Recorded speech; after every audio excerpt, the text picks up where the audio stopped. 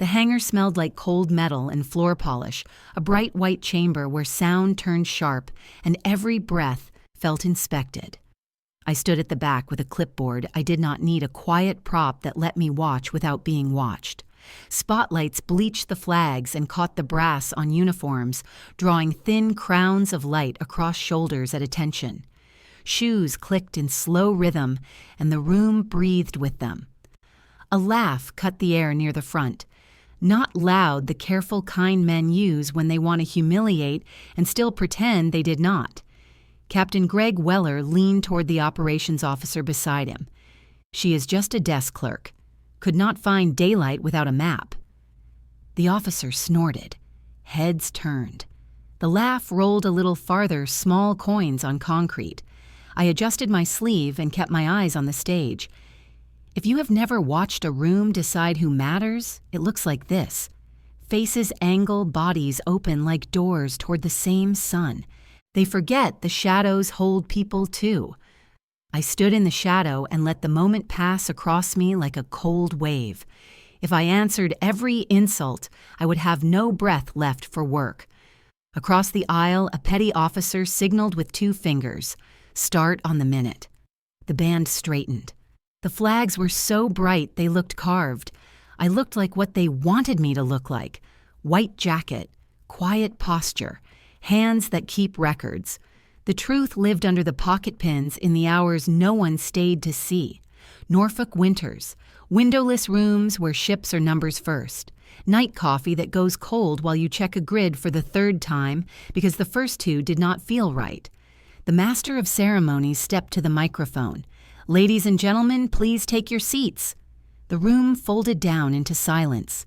Names were read, awards pinned, hands shaken. A logistics sailor left the stage blinking fast, warm applause and then cool air again. Weller did not look back. He did not have to. Men who talk like that trust gravity to work for them. The master of ceremonies glanced at a card. "Before we proceed, Commander Ryan Hale of Naval Special Warfare requests a moment." The small murmur died. Commander Hale walked out from the wing with his cover tucked under his arm. He did not take the microphone. He let the room come to him. "Before we go on," he said, "I want to recognize someone whose work stayed quiet long enough to save lives." He left the words there plain, not a dramatic pause. Facts do not need help. He looked across the first rows past the front table, past the ranks that expected their names to be said next. His gaze kept moving until it reached the back corner where I stood with my unneeded clipboard. It stopped. He did not smile. Respect is not a smile. "Commander Laura Beckett," he said. The sound of my name went up into the rafters and came back steady. I did not move right away. "Hope is for when you have not done the work. I had done the work," Hale continued. "You corrected the red-tide grid. You did it without fanfare. You did it in time. 12 men came home because a clerk who understands maps is not a clerk." He turned to face me. "We have a tradition," he said. "We honor with our hands before we honor with our voices." He brought his cover to his temple and raised his arm. The salute was simple and absolute. Chairs scraped. People stood. The gallery went quiet enough that I could hear a flag shift in the vent. I walked out of the shadow until the lights took me in. Heat pressed my face and eased as my eyes adjusted. I returned the salute. My palm felt steady. The room tilted and then leveled like a ship finding water after a hard turn. In the narrow space between his hand and mine, I saw a kitchen table with 3 coffee rings mapping the hours I spent checking that grid in September. I saw a blank apartment window holding back a black tide while I ran the numbers again. I heard a voice on a late call say, "Whatever you did, Mom, it worked," and hang up before I could answer. I saw the first winter someone called me a clerk and the months I let that word live inside my chest like a rusted nail. People will tell you who you are if you let them. People will keep telling you if you answer. I lowered my hand and the air moved. I watched Weller blink and look down at his shoes as if the floor had shifted under him. Calm is not a feeling. Calm is a decision. I made it again. I set the clipboard on an empty chair and walked toward the light. If you have ever been told to stay small so someone else can feel tall, you already know how this feels. You already know why I did not say a word. Let them look. Let them see what they laughed at. Let them understand that the clerk writes the line that keeps the living and the dead from changing places. March 2022. The air at Norfolk carried the wet chill of the Atlantic and the smell of diesel from the docks. My shift at Fleet Cyber Command began before sunrise and ended when the sky turned gray again. 18 years in uniform had taught me that the Navy measures time in reports, not hours. I drove home past the shipyards where cranes moved like tired giants. The apartment light was still on when I stepped inside. My mother sat at the kitchen table with her crossword and a pot of coffee burned down to tar. "You look thin," she said. "You should eat real food instead of those protein bars." Before I could answer, she added, "All that time in uniform and still no family of your own." The words landed softly but carried the same weight they always did. My brother Brian was leaning against the fridge, half awake, scrolling on his phone. "At least your car's worth something," he said. "Might list it for you." He grinned like it was a joke. I smiled back because that was easier. The kitchen smelled of toast and irritation. I showered, changed into civilian clothes, and drove back to base.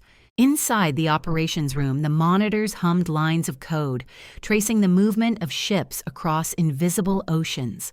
The routine steadied me. Here, every instruction had purpose. Every silence meant something. That night, when I returned, the apartment was quiet. My mother had left a note on the counter asking if I could lend Brian a little money for his business idea. I folded it without reading the rest. The next morning, I made coffee, opened my laptop, and saw the message notification flash. A friend from church had sent a link. Your brother selling his car or yours. The link opened to Facebook Marketplace. The picture was mine. Same license plate, same dent near the taillight. The description read in neat, confident tone, 2018 Ford Fusion, well-maintained, negotiable price. I stared at it until the coffee went cold. I texted Brian, "At least tag the real owner civilian." The reply came fast, "LOL, calm down. It's just for fun." I deleted the listing myself and blocked him for the day. The humor was dark enough to make me laugh once, but it burned on the way out. On base that afternoon, Captain Greg Weller stopped by my workstation. He was new to Fleet Cyber and had the easy arrogance of a man used to field commands. "How's our data wizard?" he said. "Keeping the ghosts out of the wires." I nodded. "Yes, sir, just making sure the fleet sails where it's supposed to." He laughed. "You analysts and your metaphors. I prefer maps I can fold." When he walked off, Dana Keating at the next desk whispered, "He treats you like an intern." I said nothing. At 18 years, you learn which fights earn respect and which earn paperwork. That evening, my mother called. "Brian told me you overreacted," she said. "He was only trying to help you sell that old car. He needs support, Laura. Family helps family." The same script she had used since I was old enough to earn my own pay. I told her gently that the car was not for sale. She sighed. "You always make things harder than they need to be." I looked at the photo still open on my screen. The car reflected a thin slice of sky above the shipyard wall. It looked like escape. Later that night, I wrote in my notebook 2 battlefields, 1 uniform. On one, I fought with data and silence. On the other, with blood ties that refused to cut clean. April 2022 came with a sudden heat that settled over Norfolk like a heavy coat. The conference room in Fleet Cyber Command had no windows and smelled faintly of metal and burnt coffee. Screens lined the walls showing grids of blue light that blinked like heart monitors. I stood at the front with my presentation already cued. Around the table sat a dozen officers, most of them restless, already planning what they would say instead of listening.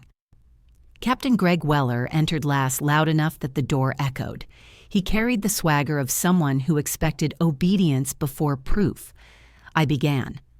"The latest data from the Aden sector shows unusual sonar patterns," I said. "Submarine traffic is clustering near merchant lanes at intervals that do not match routine patrols." Before I could finish the next sentence, Weller raised his hand. You analysts think in spreadsheets, not strategy, he said. The room laughed a small ripple that grew as he smiled. It was not the first time he had done it. He liked an audience. I looked at the screen, clicked the remote, and let the next slide appear. It was a scanned image of the authorization form bearing his own signature. Yes, sir, I said. This was your signature confirming the deployment plan last month. The laughter died fast. Weller blinked at the screen, then at me. The room went still except for the faint hum of the projectors. I let the silence stand. Silence is an officer's best ally when the truth has already spoken. After a few long seconds, he cleared his throat. Proceed, Commander. I continued as if nothing had happened. Data patterns, probabilities, charts. My voice stayed even, but inside I felt the satisfaction of a clean strike. Not revenge yet, but alignment. When the meeting ended, the officers filed out without a word. Weller left last, his jaw tight, the paper in his hand already crumpled. In the hallway, Dana Keating caught up with me. Was that planned? She whispered. I smiled and poured coffee from the machine that always sputtered before it worked. Just following documentation protocol, I said. She laughed under her breath.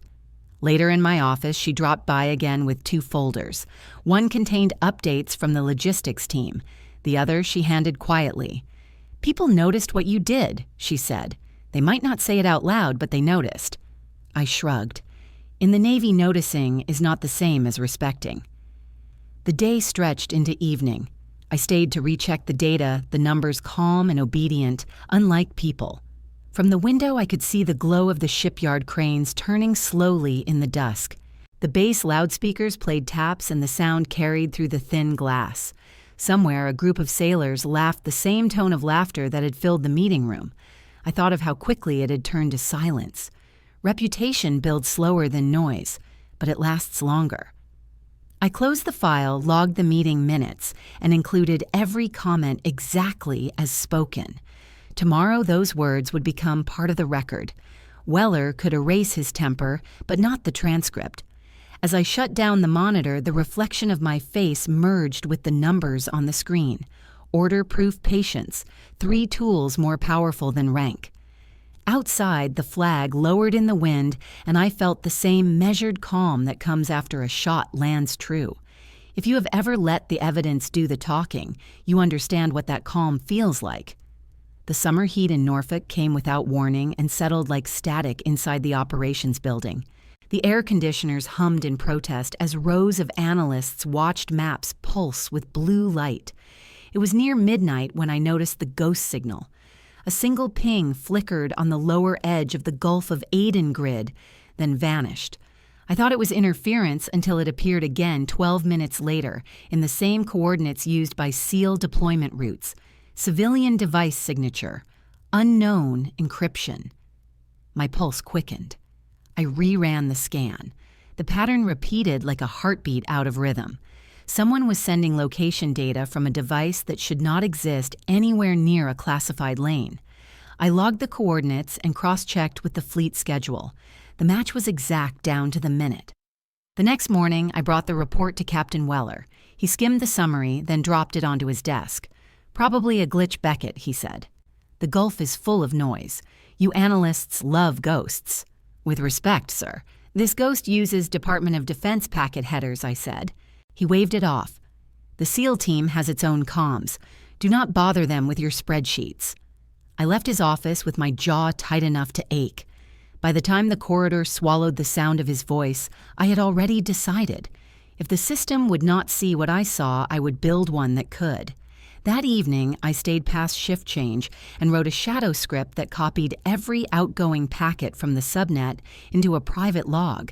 It was not illegal exactly, but it would raise eyebrows.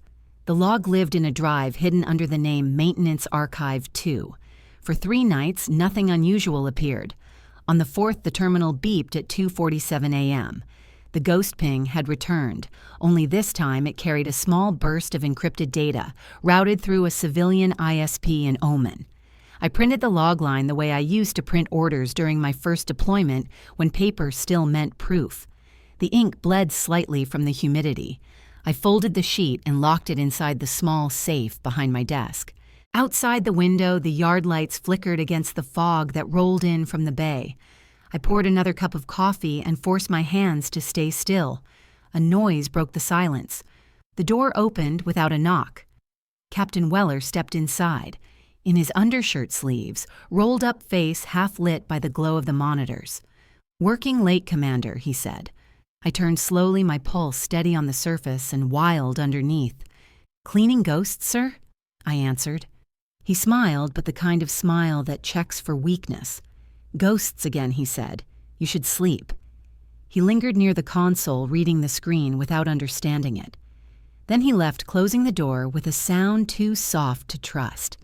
I waited a full minute before I exhaled. The printer light blinked once, then went dark. I pulled the copy of the log from the tray and added it to the safe. My hand shook once before I closed the latch. The clock read 3:08 a.m. By dawn, I had rewritten the alert protocol so that any new ghost ping would mirror itself to an off-site backup under my own encryption key. When I walked into the command room later that morning, the other analysts were already at their stations. The smell of burnt coffee mixed with the salt of the sea, drifting in through a cracked window. Weller arrived 10 minutes late and dropped his folder on his desk. The corner of the paper brushed the note I had left there. It was small, no bigger than a receipt. Unauthorized transfer written in blue ink. He froze long enough for Dana Keating to glance over. She looked at me, then back at him. He said nothing, just slid the note under a file and sat down. The monitors reflected in his glasses like a wall of water. For the rest of the morning, no one spoke above a whisper. By noon, the heat outside was thick enough to press against the glass. I watched the blinking lights on my console steady again. Somewhere in the network, the ghost waited. July 2022 brought the kind of heat that makes the air shimmer over the sand at Virginia Beach. My mother insisted on a family dinner because she said normal families eat together even when they have nothing left to say. The restaurant was one of those seaside places with fake nets on the walls and the smell of fried shrimp mixed with beer.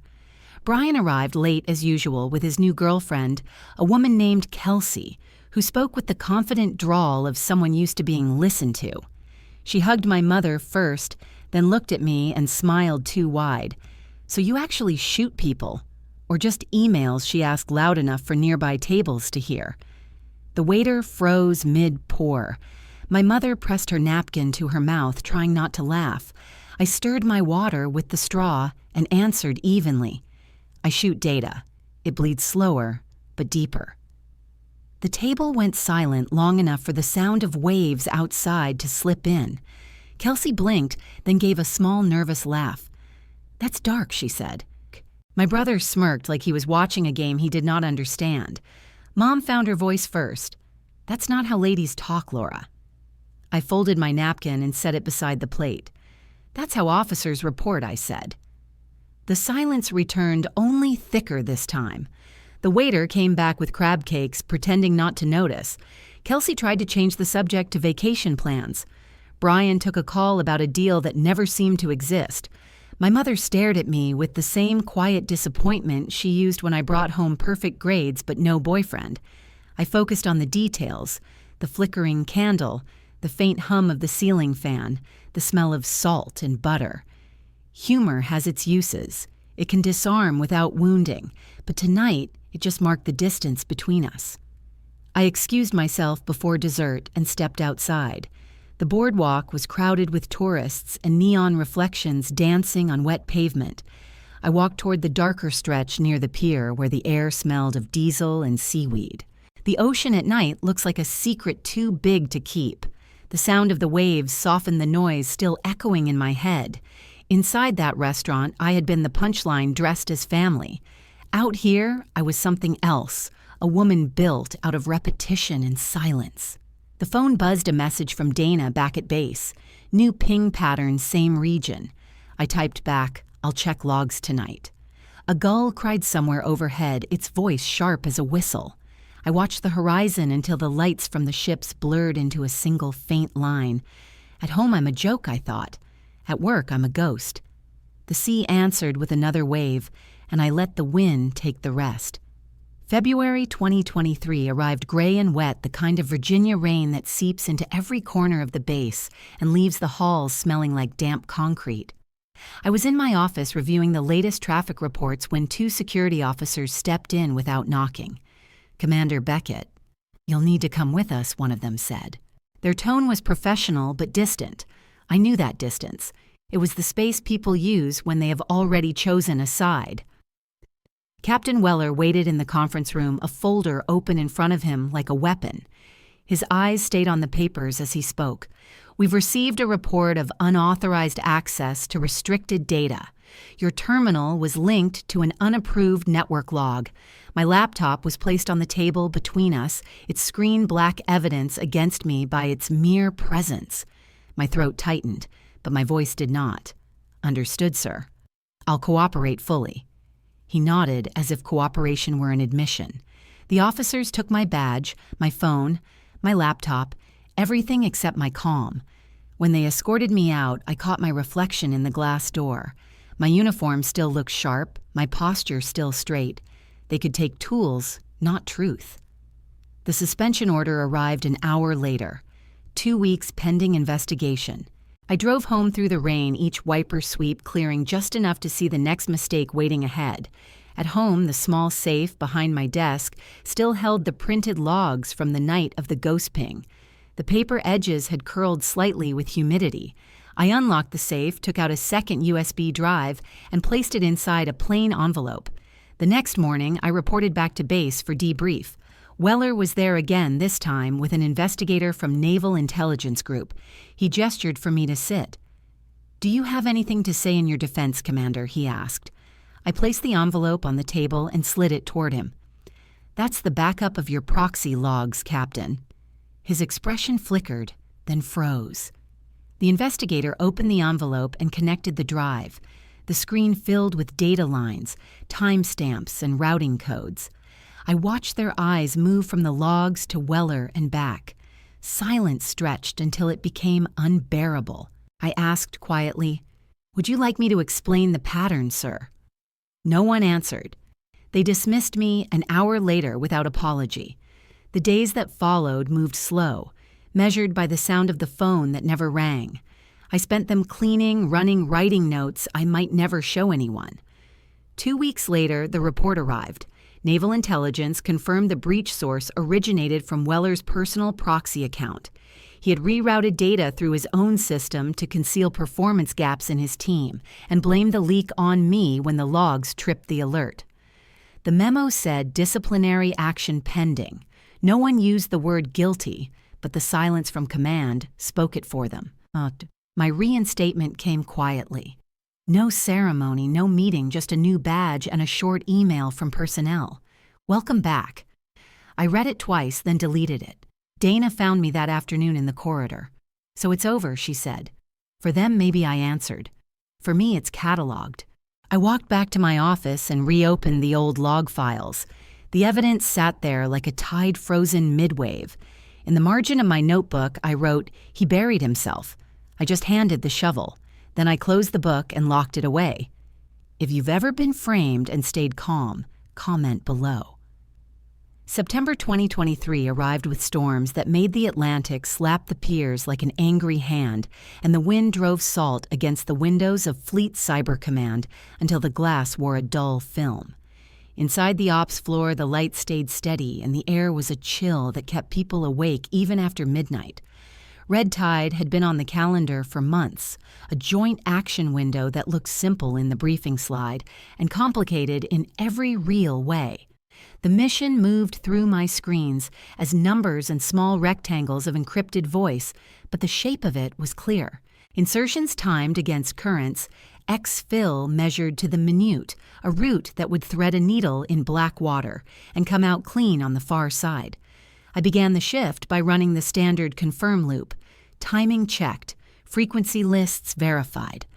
I traced the navigation string that had been pushed from command to the forward element for final load. The line halted on a grid reference that pulled at me like a snag in fabric. I ran it again slower. The numbers did not line up with the draft in the last validated packet. The grid in the live order drifted east by 3 minutes. On land, it would look like an inch on a map. At sea, it could move men into a blind cove watched by guns. I opened the authorization chain and saw the signature block that stamped the order, Captain Greg Weller. The sight made the room feel warmer, though the air had not moved. I cross-checked the tide charts, the moon angle, the traffic pattern, and the last drone sweep. The wrong grid put the team in a pocket between 2 fishing lanes that had been dormant all summer, and then suddenly busy this week. Busy can mean luck. Busy can mean a curtain. The line of my throat went tight. I listened to the chatter in my earpiece. Weather updates rolled in from the carrier. A petty officer behind me coughed into a sleeve and apologized. Dana leaned in from the next console. "You good, Mom?" I nodded without looking up. I paged the comms chief on duty and got a hold music tone that meant he was in another room with a colonel who did not like being interrupted. I did the math twice more and the feeling did not ease. The window to make a correction was the width of a breath. If I elevated the discrepancy through the change might lag by 10 minutes. 10 minutes is a trap with lights off. I opened the edit field. My fingers did not shake, but the muscle in my jaw clicked. I overlaid the originally validated course, reinserted the earlier grid with a micro adjustment to account for a shift in current, then flagged it with a silent tag that I use when file integrity must look untouched to human eyes and remain clear to a machine. I pressed send. The packet moved like a white thread across the console and disappeared into the dark. I logged the action in my shadow record with a timestamp, then locked the file under my own key. The quiet in the room changed. It was not something you hear. It was the way bodies lean a degree forward and the way breath lowers into the chest when focus turns hard. The clock ticked past 1 a.m. The forward element confirmed receipt, then silence while they loaded. I watched the transponder drift line and told myself to breathe. The storm outside softened into a wet hiss. The ocean wore the color of steel under a night without stars. Dana slid a paper cup onto my desk and moved away. I did not touch it. I counted my own pulse. The first contact came in as a low carrier tone and then resolved into a murmur of coded syllables. Team online. Moving. I traced their progress against the chart and saw the old grid fade and the corrected path hold like a taut wire. 12 dots steadied, then dipped, then surfaced as handoffs bounced between my world and theirs. Minutes stretched. Somewhere above deck, a deckhand cursed and a tie-down clanked. The transponder line brushed the edge of the pocket I had flagged earlier and then eased past it like a shoulder moving through a crowd without touching. I kept my eyes on the numbers and did not let the what-if grow teeth. At 2:20, a blip blinked where the wrong grid would have sent them. Another civilian device signature woke there, too neat to be chance. It pulsed once, twice, and died without getting what it waited for. My mouth tasted like old copper. A message came through for command overview only. Minor contact avoided. Proceeding as planned. I let my head tip forward the distance of a breath, then straightened. The room pulled back from that cliff edge with me. For another 30 minutes, the rhythm of the mission held. Exchange points cleared. Loadouts confirmed. The weather opened a window as if it had been asked politely, and the team slipped through. When the exfil mark hit clean, the channel filled with that tight laughter men carry when they earned life by inches. I pulled off my headset and felt the skin of my temples throb. The phone on my desk rang with the clipped tone of a direct line. Naval Special Warfare Commander Hale said, "We do not know who fixed that grid, but whoever did saved us." For a second, my voice did not want to form words. Then it came steady. Desk clerks have maps too. He was quiet long enough to make the truth sit well, then said, "Much obliged, Mom," and hung up. I placed the handset down like it might be made of glass. Around me, the ops floor returned to the soft chaos that happens when a crisis has already been stored where it belongs. The wind threw another handful of rain at the windows. I opened a new message addressed to the unit distribution list, the commanding staff, the logistics wing, and the standard base bulletin. Subject line read, "Appreciation for teamwork precision on red tide." In the body, I wrote simple lines. "Thank you to all units for exact timing, clear comms, and disciplined execution. The difference between almost and home is usually measured by minutes, and tonight, those minutes were earned by everyone in this chain." I added nothing about grids or signatures or edits. I copied Captain Weller. I copied his staff. I hit send. Emails chirped in the room like small birds waking. Dana read her screen and looked at me with a question that did not need words. I gave her none. In the corner office, a figure moved and stopped. Through the glass, I watched Weller read the message, then set his jaw in that way men do when they feel a bruise in their pride before the pain has a name. He flicked through his folders searching for a copy of the order he had signed, hunting for safety in paper. Paper would not save him. Facts had already chosen a side. I closed my log and saved the shadow file twice, then shut down the auxiliary console. The room cooled the way steel cools after heat. I finally picked up the cup Dana had brought and took a sip. It was cold but sweet. You ever notice I asked quietly that gratitude travels faster than blame when the work is clean? Dana smiled. Only when the right person writes it? Mom. I looked at the clock. It read 3:06. The Atlantic pressed its weight against the land and then let go. Relief is not celebration. It is the right to go on breathing like a normal person. I tucked the headset away, straightened the pens on my desk, and stood for a moment to feel the room hold. Then I sat back down and wrote the final line in my notebook for the shift. Precision is mercy when men have to walk through darkness. Monday morning came with the smell of burnt coffee and the kind of silence that happens when everyone pretends to be busy. The mess hall at Fleet Cyber Command was full but quiet.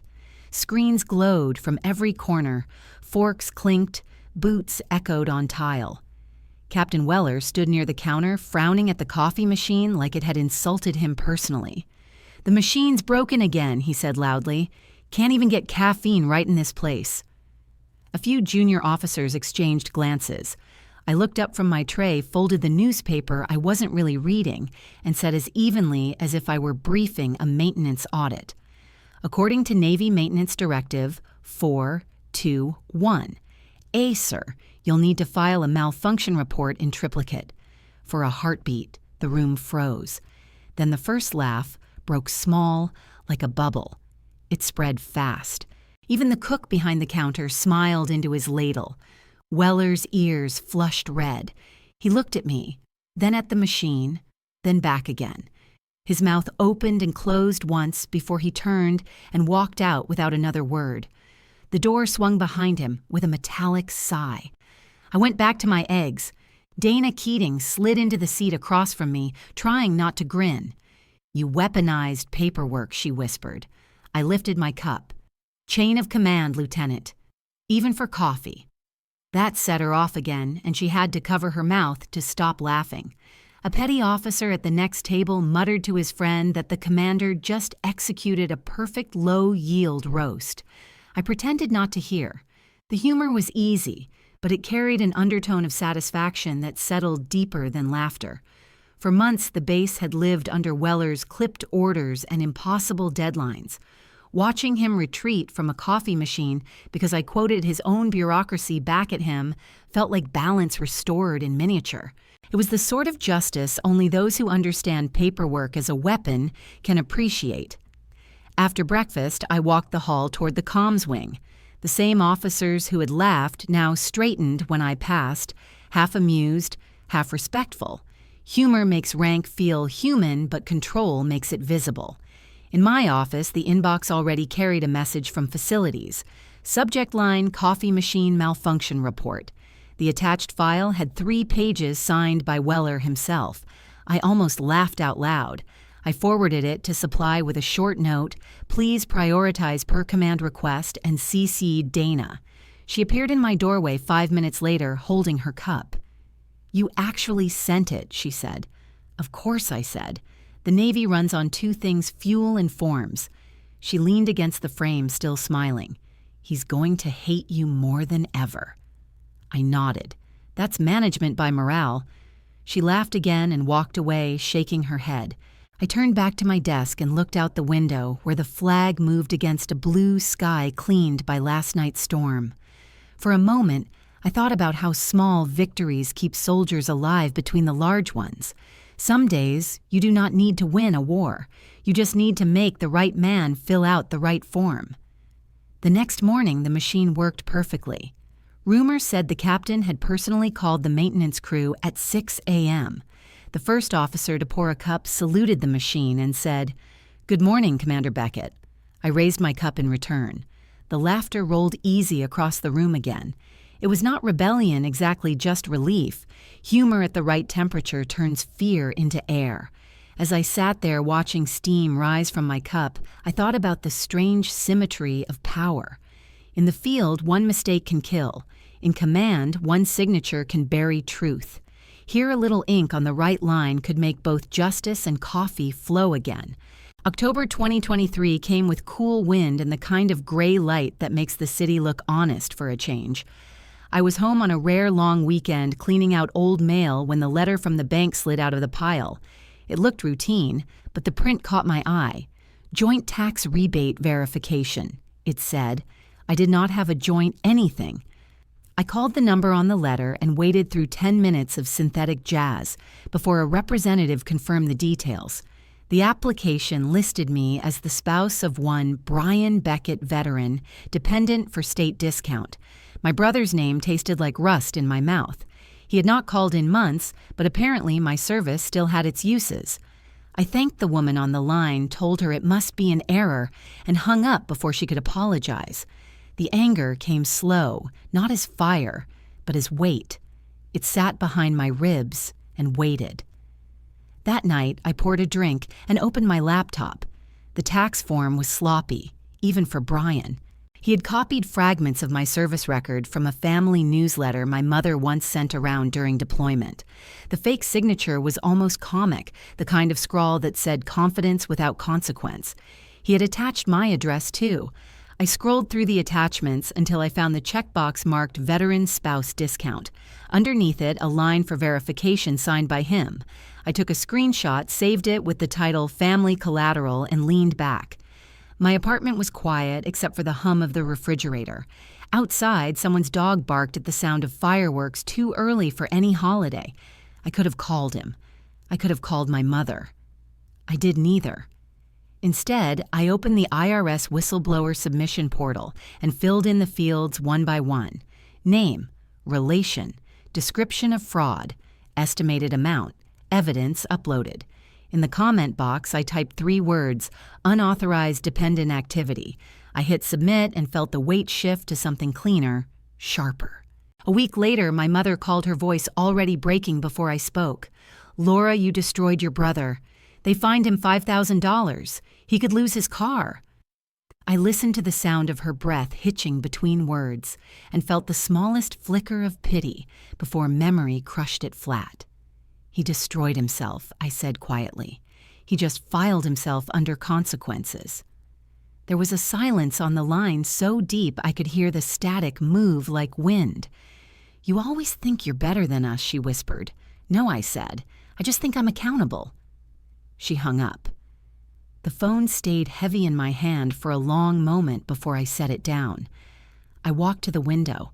The streetlights made small pools of gold on the asphalt. Somewhere across the bay, the base lights blinked like distant stars coded in rhythm. I thought about all the reports I had written over the years and how each one existed for a single reason: to make sure people faced results, not excuses. Families should have protocols too. That night, I added a line to my notebook under personal log. Accountability begins at home. The next day, I transferred $5,000 to my savings and labeled it Poetic Balance. I did not tell anyone. The world had its way of correcting itself if you learned to aim the paperwork right.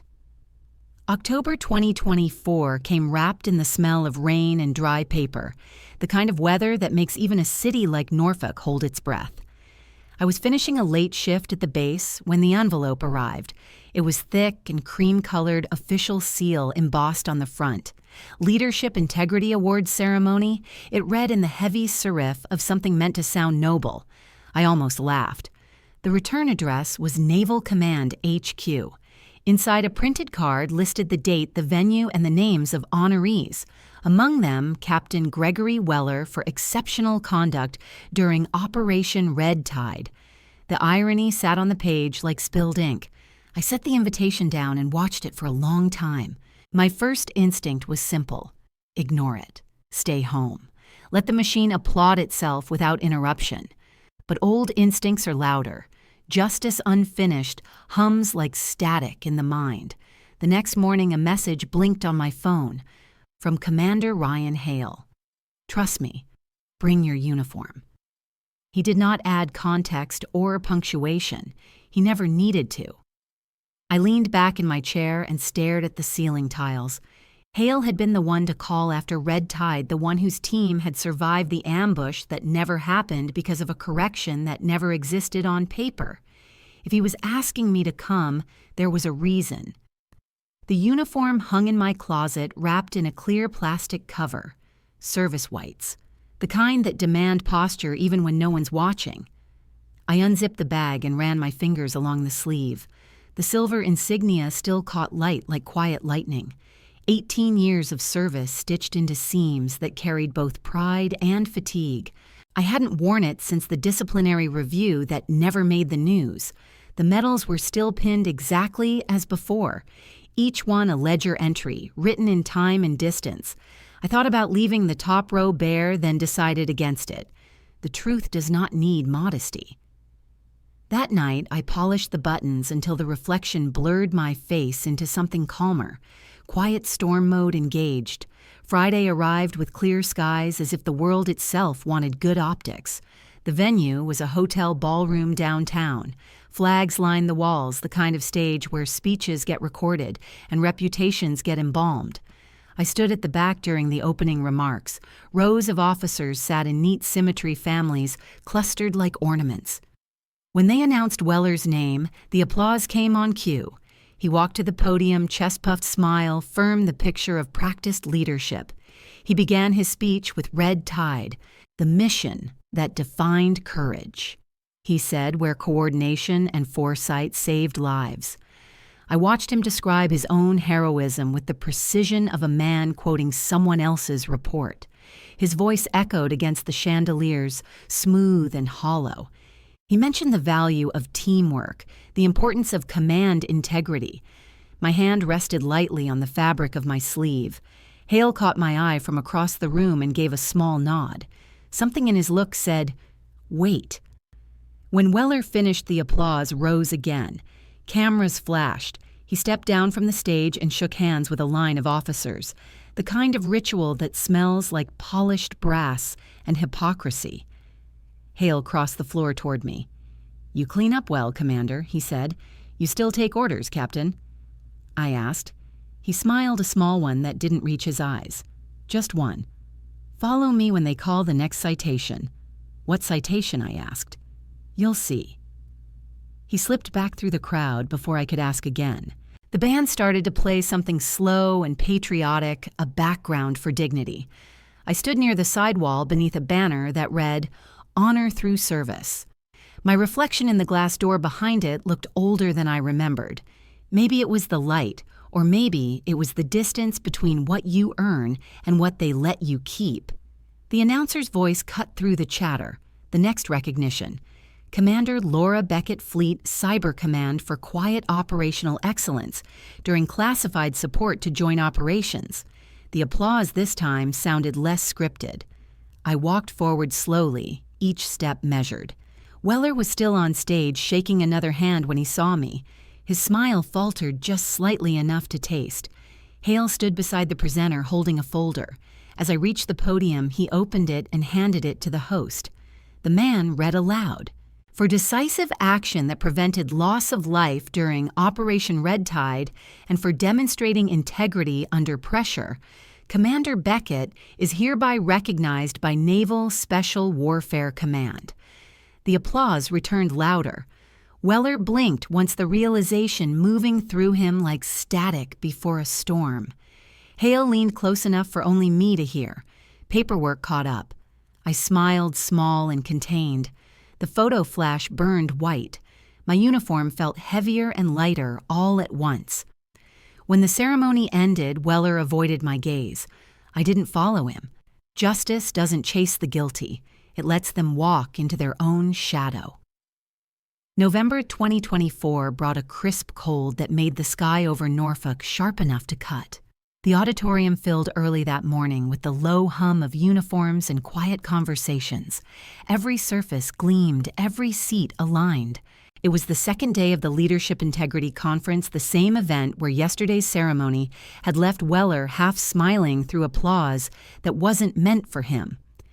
I stood backstage beside Commander Ryan Hale, watching the technicians set up the final presentation. He wore dress blues, ribbons, neat expression, unreadable. "You ready?" he asked quietly. I looked at the screen, still blank white light waiting for truth. "Ready?" I said. The room dimmed. The host's voice came over the microphone. For our closing session, Naval Special Warfare Command presents a case study in operational integrity, a clip from Operation Red Tide. The first frame appeared on screen, black background, white text, timestamp September 2023. Hale stepped forward. "Ladies and gentlemen, this file was recently declassified. It shows a chain of decisions that prevented the loss of 12 operators.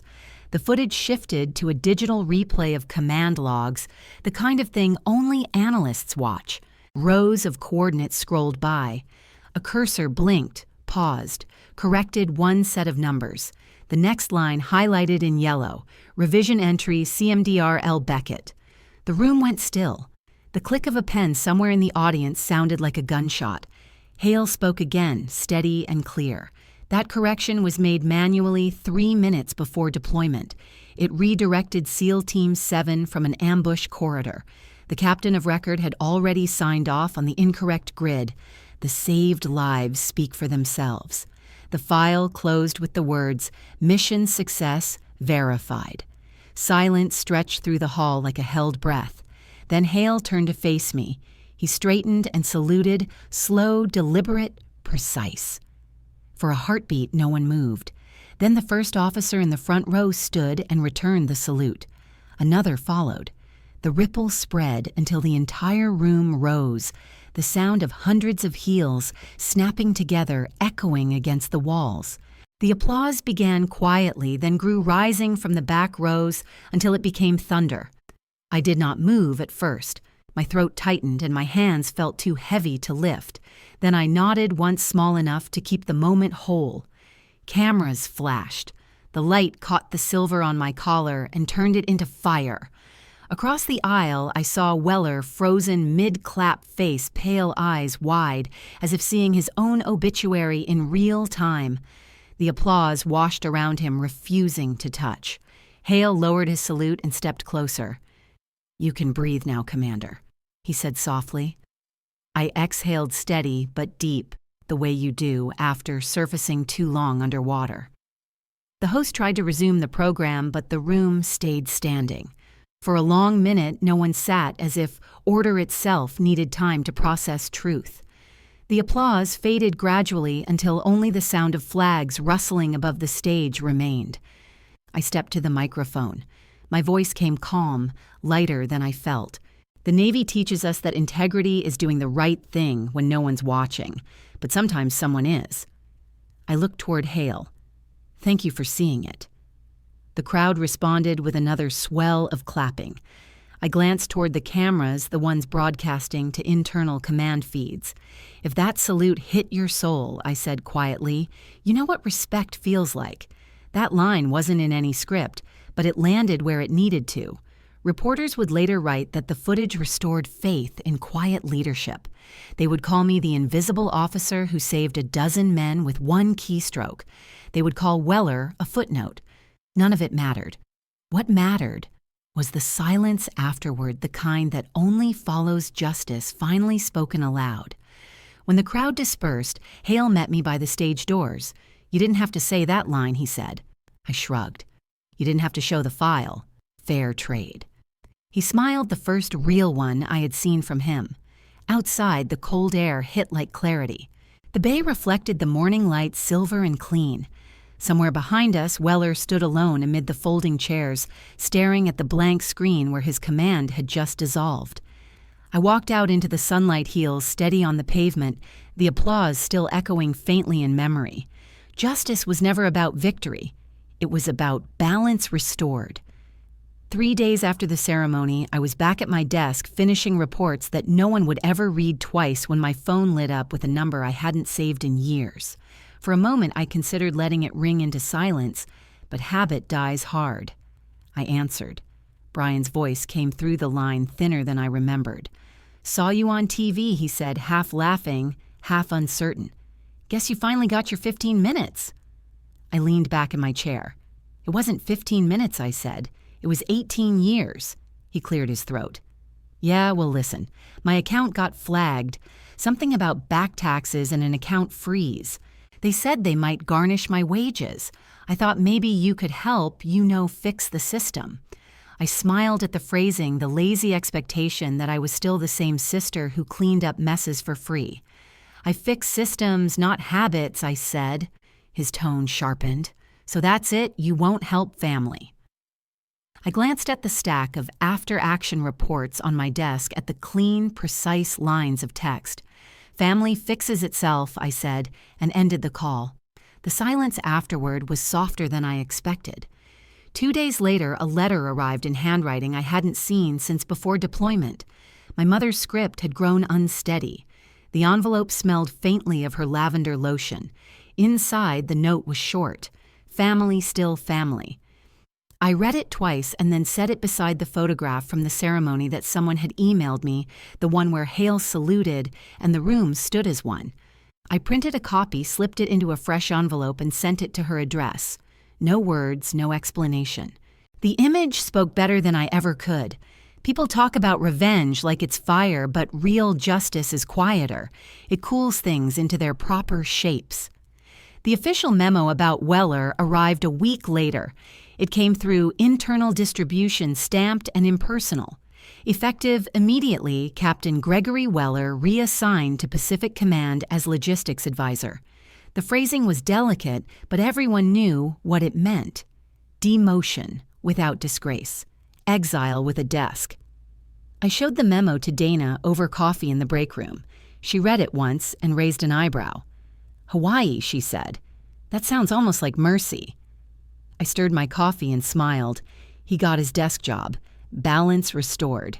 She laughed into her cup. "You really don't miss a beat, do you?" I shrugged. It's not about missing. It's about maintaining order. Outside the window, the base yard was alive with movement. Young sailors marched between hangars carrying clipboards and routines they didn't yet resent. The sound of cadence calls echoed faintly, mixed with the cry of gulls. The world was moving on schedule the way it should. That evening, I walked down to the pier alone. The water was dark but calm, the air heavy with salt and the faint hum of engines far out at sea. I thought about Brian, about my mother, about Weller sitting in an office overlooking palm trees instead of radar screens. Each of them had learned something about systems. Brian learned that false dependencies break. My mother learned that silence doesn't always mean forgiveness. Weller learned that every forged order carries a correction waiting in the file. I leaned against the rail and watched the reflection of the base lights ripple across the water. The wind tugged gently at my uniform. Dana's voice from earlier replayed in my head. Mercy. Maybe that's what this was. Not the loud satisfaction of revenge, but the clean arithmetic of balance. I checked my watch. Another shift change approaching. Another day for someone else to take the watch. I walked back toward the lights, my heels steady against the metal walkway, the air behind me closing like a page turned properly.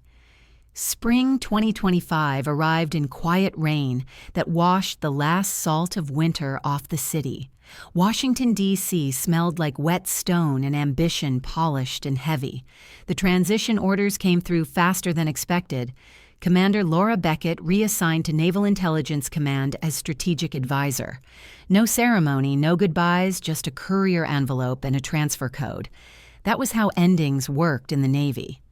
I packed my apartment in a single evening, leaving behind the small scars of a decade in Norfolk.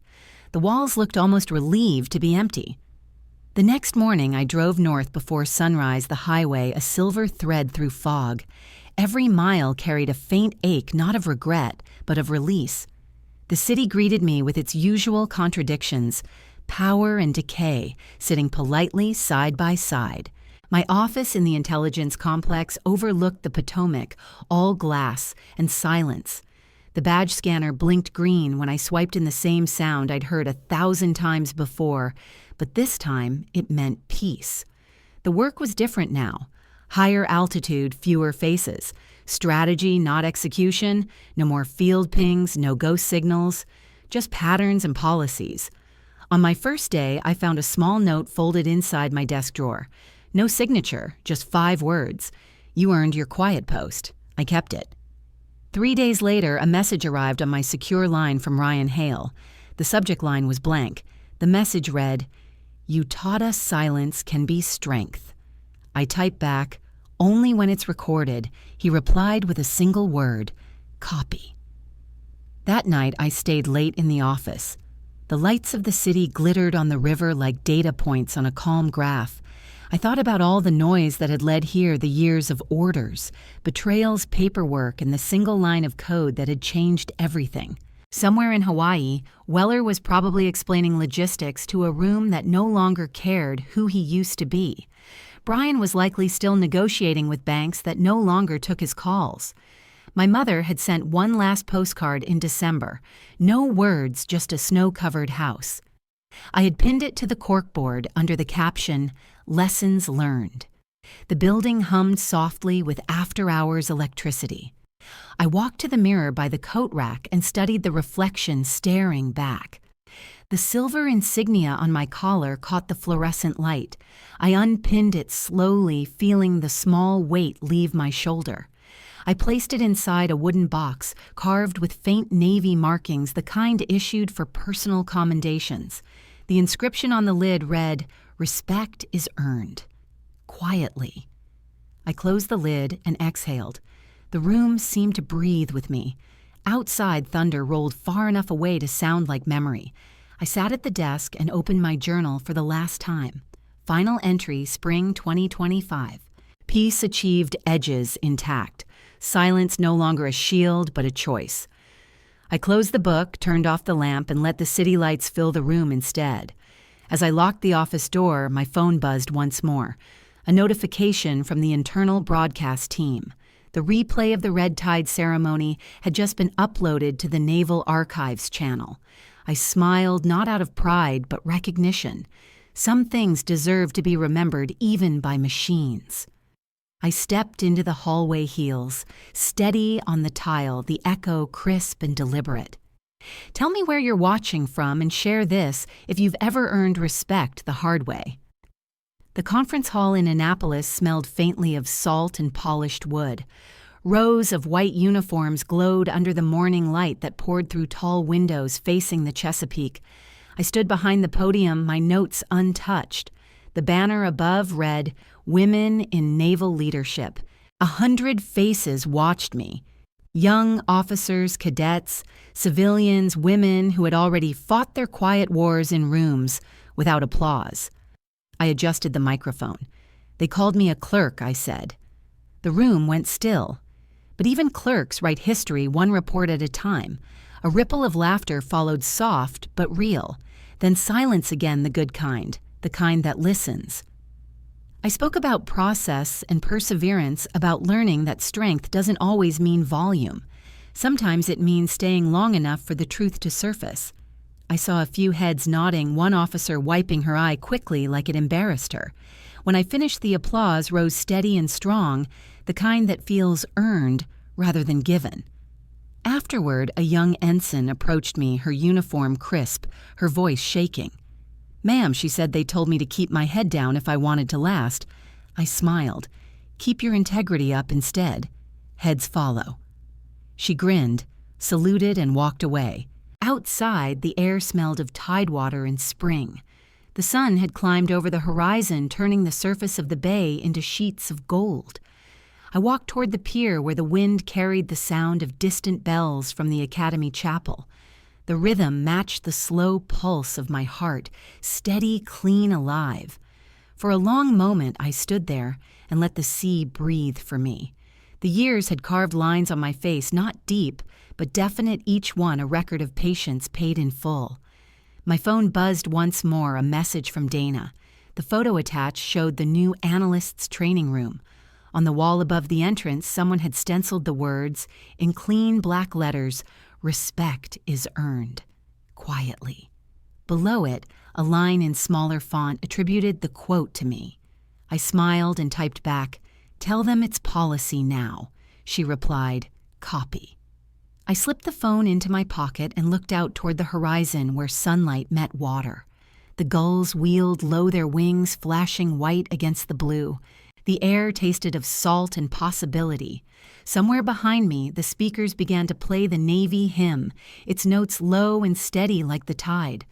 I walked down the pier, shoes clicking on the old boards, each step lighter than the last. The wind lifted my hair, carrying the sound of the hymn out over the bay where it blended with the waves. For the first time in years, I felt no weight on my shoulders, only purpose. The sea glittered in morning light, a mirror wide enough for every woman who had ever been told she was just a clerk. Fade out.